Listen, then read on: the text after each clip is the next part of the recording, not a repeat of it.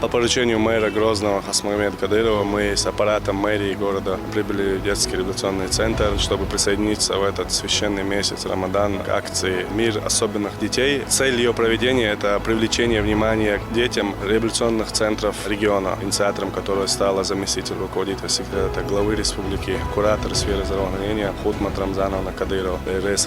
Огромная ей благодарность за то внимание и поддержку, которую она оказывает. И мы со всем коллективом решили присоединиться к этой акции и, в свою очередь, сделали такой небольшой вклад от мэрии города.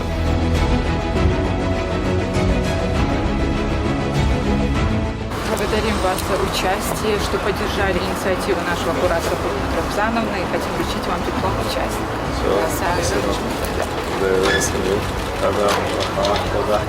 По поручению мэра Грозного Хасмагомеда Кадырова,